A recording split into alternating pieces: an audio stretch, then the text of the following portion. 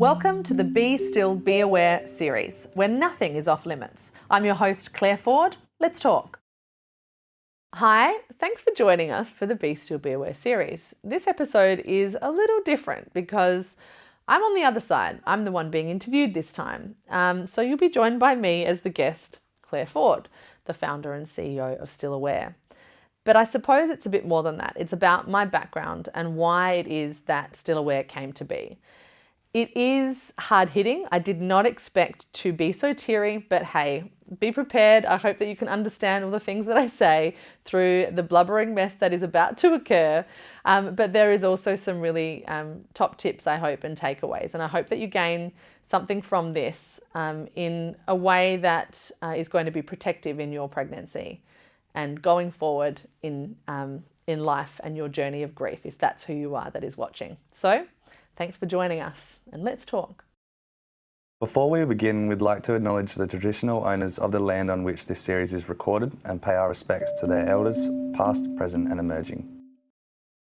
Hi, I'm Hannah Foord, your temporary host for the Be Still, Be Aware series where nothing is off limits, so let's talk.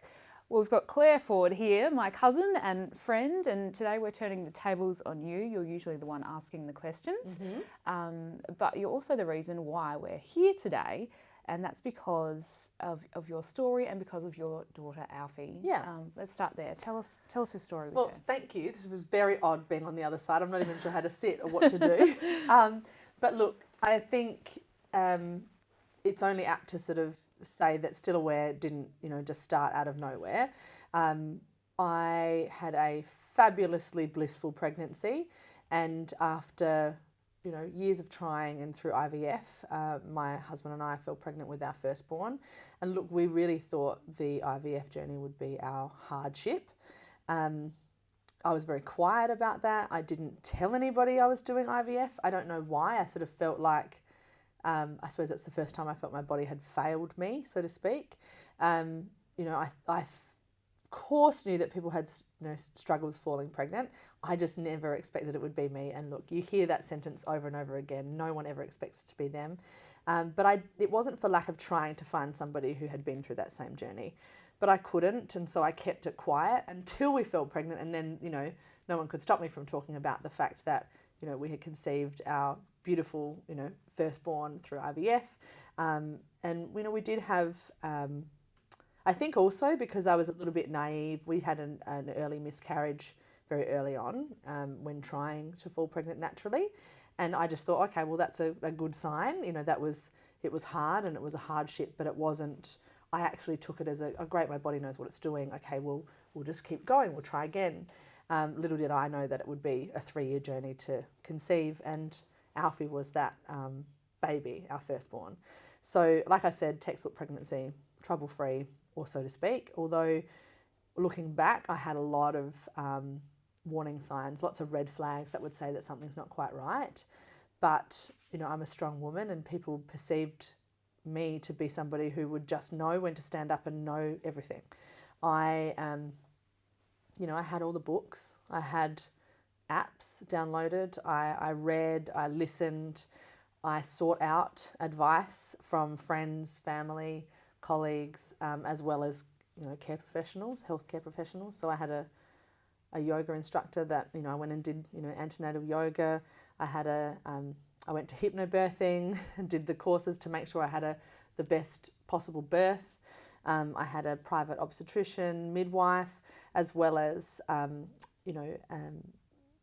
acupuncturist actually that I was trying to see to help with all the stuff. Like I didn't actually know what path was best for me or my baby. I didn't know whether it was best to go public or private or whatever. I just wanted to make sure I was fully prepared, and I had a fabulous pregnancy, getting to know my little girl, and she, the moment she tumbled about inside me and the moment I could feel that, I was super excited. She loved dancing around in there, and she was a total mover and a shaker, and she didn't, stop moving. She was fun and fabulous, and I really enjoyed that. But her movements, changed quite drastically over the course of a 2-week period, and then, the rest is unfortunately history. And I wish I had known now what I know now then, because quite honestly, you know, our daughter would be here had I known that. But unfortunately, I went into hospital after being asked that question, you know, is your baby moving? And previously that question had always been yes for me. I didn't really understand why they were asking that or what that was to mean, but her movements had changed drastically over the course of 2 weeks, like I'd said. But when I was next asked that question, is your baby moving, the answer was actually no. And so I went into hospital and I delivered my perfect little girl who, you know, had no illness, no abnormality, and I was in my 40th week of pregnancy, and but there was a massive difference, and you know, she was stillborn. I had no idea at the time that that's what I was experiencing. No one used the word stillbirth or told me that that's what it was going to be like. I literally thought they were going to try and resuscitate her. I thought they would try and you know, bring her back to life. You know, you see the movies, you know, this is a life, this is a human being, so wouldn't you want to try and make it live? But it was weird, it was silent, and there was nothing, and they didn't do anything, and they didn't try and do anything. You know, my baby had died, and, you know, for them it was just one of those things, but for me it was the death of my child, and a circumstance that I never wanted anyone to experience. And so, you know, then comes Still Aware later down the track, but I suppose at that time I was totally unaware of what I was experiencing, let alone, you know, delivering a baby. But it was utterly painful, but not painful physically. Does that make sense? Like I was in agony in every way. My whole body was in agony. Yeah, I know you haven't spoken about it really in detail before and go into as much or little detail as you want, but how was the delivery? I mean, what happens after you're told your baby isn't alive? What happens? Yeah, well, it's really interesting. They don't even use those words, you know, your baby's not alive, but you don't really even understand what's going on. Well, I didn't anyway. The midwife, you know, I was so Brad, my husband, came with me to the hospital, thankfully. He wasn't going to. I was like, oh, don't worry, it's probably nothing. And then I said, actually, no, I really want you to be there. And, you know, being super organised and, you know, 40th week of pregnancy, I had a car seat in the car, I had my bag packed, Brad's bag packed, our baby's bag packed. So we just naively believed that we were going in to have a baby and this would be it. You know, there had been situations prior where we were told, look, this baby won't stay in for much longer, you're about to have this baby, and that had been going on for a couple of weeks, but no one checked anything, no one looked at anything. I never got a CTG, I never got an ultrasound in that latter part of pregnancy, but I did get another ultrasound when I was told that she had no heartbeat. I didn't know they could do a bedside ultrasound at that time. I just remember you know, being in the hospital and then putting the Doppler on me. Now, I know now that a Doppler is kind of useless. It literally just, you know, takes a microphone of a heartbeat and that's it. So the heartbeat wasn't there, and that was very obvious that it was my heartbeat that I could hear on that. And I said, and she didn't kick it away. Why didn't she kick it away? I was very, like, this is super weird. It didn't feel natural. I was ushered to the back room, you know, not the back room, the last room in the maternity ward. And I just felt, you know, everyone was a little bit quieter than normal, you know, in this space. And she brought the bedside ultrasound, and that was the first time I think I realised that something really wasn't right. She put the ultrasound on me, and Alfie, our daughter, was completely still. And she, like I described to you before, she moved constantly. So she wasn't ever still and perfect in this scenario on an ultrasound. And I think at that moment, I said to the midwife, well, I can't see her heartbeat. Why can't I see her heartbeat? And I think I probably asked it firmly and with confusion. And she just said, well, I'm sorry, you know, there is no heartbeat. And I just sort of was very confused by what that sort of meant. And I said, you know, and she said, I'm sorry. And those words were I suppose, that pivotal defining moment for me. And that's, people have heard me say it before, for those who've heard me tell my story in more detail, that I don't have an adequate way to describe quite what that feels like. It's everything. Like, I was engulfed by every possible emotion, you know, rage, fear, calm, serenity, wanting to scream, wanting to be left alone, wanting to be hugged, don't touch me, everything at once, just all engulfing. It was this very strange, totally uncomfortable experience. And then I was like, well, what now? And I was put in a wheelchair.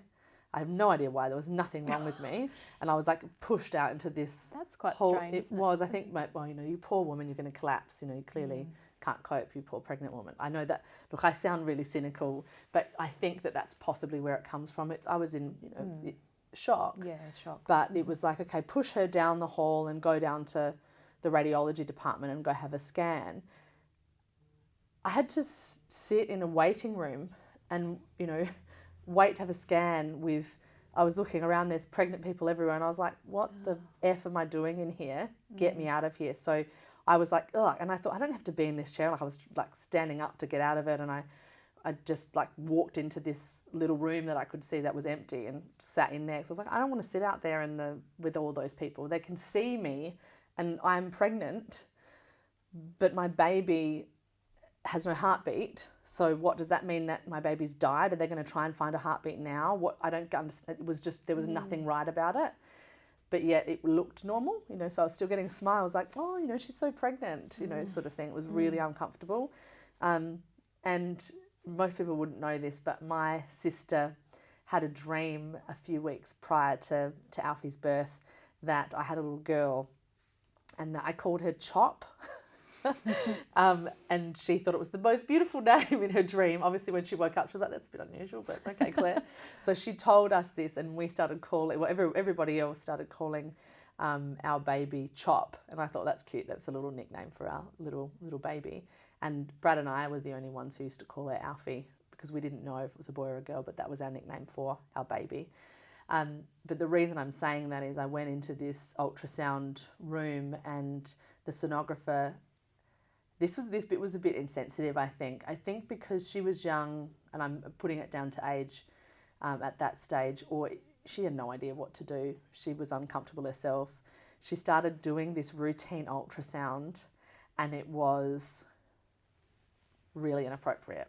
So she was like, oh, look, there's her little mouth, and, there's her little legs. Oh, look, she's got 10 fingers and 10 toes. And I was like, looking at Brad in this, like, what is going on? And then she said, oh, and there's this. And I thought, I don't know if she, and I said, I don't know if you know, but our baby doesn't have a heartbeat. And she's like, oh, no, I know. And I thought, I said, can you just stop? Because it's really cruel. You're telling me how perfect everything is, and all I know is that you're just trying to find a heartbeat.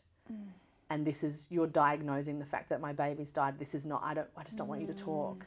And so I didn't mean to be nasty to her. I was worried about how I made her feel, but I was like, you just need to stop. It's making this feel awful. Very painful. And she was just pointing out how perfect she was, because she really was. And so from then, she diagnosed the fact that, and then another senior sonographer came in and just looked at us again, really, token effort, put it on my belly, looked at the screen, then looked at me and said, no, I'm sorry, there is no heartbeat.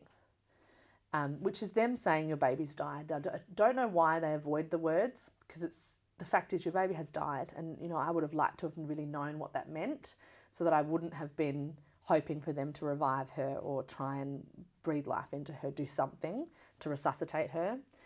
Instead, I went back into the same room, hopped back in the wheelchair, and I think on the way back I was like, I don't want this wheelchair. I'll just walk back. This is ridiculous. Slowing the process Just get me down. in there as quick as I can. I don't want people to see me. Already I just felt like I was diseased. Yeah. It was a really strange feeling, like something was wrong with me. Quick, just get me out of here. This is not right, I know some women have said they feel ashamed. Did you feel that? Or I don't know if it was shame. I just felt it was really uncomfortable. I don't want to say that, because I feel it wasn't shame. It also wasn't, a feeling but it was a little bit of a feeling of disgust. My baby had died, and she was inside me, and we are uncomfortable with death. So what does that mean? Is there something wrong with her? Am I going to get sick? because no one was telling me anything. You know, they didn't know anything either. It was, to them, it was, you know, a rarity. It was one of those things. But yeah, it felt wrong in every way. And like I said, these emotions were just engulfing me, and I had no way of knowing how I wanted to be. I just knew there was no way I was going to be able to tell anyone what was going on. And I said to Brad, you need to call my parents, you need to call your parents. And I think that would have been the hardest call he's ever had to make. He started talking, and I think, you know, for those who know my husband, he's, you know, very kind, and he also doesn't like confrontation, and he's somewhat quiet, which makes sense because I'm the exact opposite. And he was talking on the phone, like he was just trying, you know, he was being, you know, being, oh, hi, how you going? Trying to get through to that point. And I just was like, oh. So I just took the phone and I just said, Mum, there's no heartbeat. And I like burst into tears. You need to come here. And then I just sort of threw the phone away. And they, you know, described, my mum and dad at that time described just getting in the car and just, you know, racing as quick as they can back to Adelaide. They were at High Marsh Island at the time. He rang his parents, said virtually the same thing. They live in Geelong, so they literally got in the car. I think his dad packed, I think it was like, you know, 13 pairs of socks and no T-shirts. You know, so it was like chaotic for all of us. It was like, what?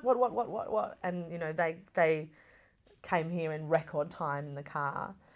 But you asked, you know, what was the environment like? What was it that was around us? And I wanted all of my siblings there, and his parents there, and my parents there. And I was very, very lucky that I have, well, there's 5 girls in my family, so we were all there, and my sisters were waiting outside the room. And so when you say room, were you given, what happens after that? No, you're in a birthing suite. Right. You know, so you're in a birthing suite, and you're told, okay, so, and I think it was my dad, you know, he wanted just me to feel, you know, he wanted to take away the pain, and I asked him to come into the room, and Mum and Dad were there, and they started talking, you know, that whole, you know, father-daughter mentality, and my husband obviously wanted to take care of me, and all of a sudden it was like I was like a non-entity. That whole, you know, you're not going to probably cope with this, so let's just fix this for you type thing. And that whole unusual, you know, we don't know what's going on, and my obstetrician came in at the time, and we were talking about birthing options, because you have to deliver a baby. You know, I was in my 40th week of pregnancy. I was 40 weeks pregnant. You know, my daughter has to come out of me, and I still had to go into that birthing space. And so I was like, okay, quick, we need to move rooms. I need to get to I don't know what I was thinking. We need to get to the room with the bath, and I've got my birthing plan, and and then I went, hang on. And Brad looked at me, I think it was, and just said, you know, do you really need all of that? And I said, oh, you know, I suppose not. And my obstetrician said, look, if it's okay with you, because I wanted a drug-free birth. If it's okay with you, can we give you something for your shock and your pain, just to take away some of this, you know, feeling that you're feeling right now? And so I was like, you know, I think I was just sort of given up. I was like, whatever.